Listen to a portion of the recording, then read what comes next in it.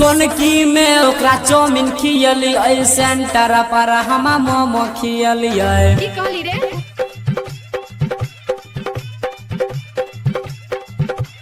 ढोई घाट पर हम कचड़ी खियली शिवराम में जाके समोसा खियलिए।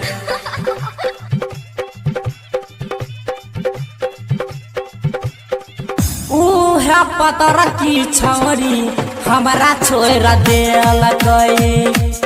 है सवार की छौरी हमारा छोड़ देलक हो।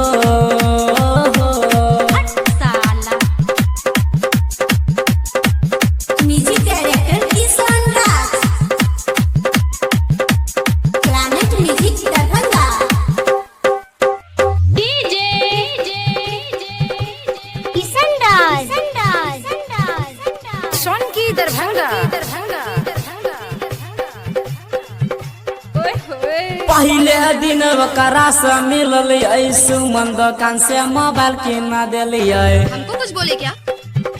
हमको कुछ बोले क्या? ना ना ना ना।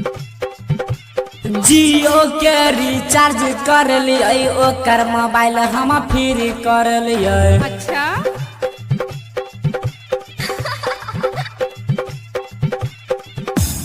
है पतर की छवरी हमारा छोड़ देलक।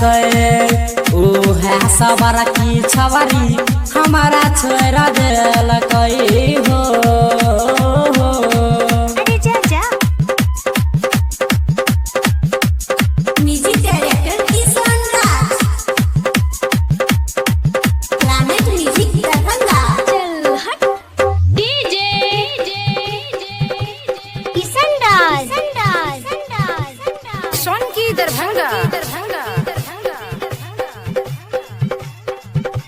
किशन राज से ओकरा मिलली राइटर रंजित से जाके बतलिए। अच्छा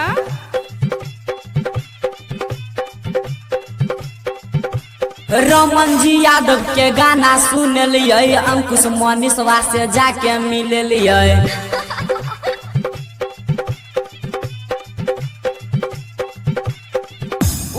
है पतर की छौरी हमारा छोड़ देलक।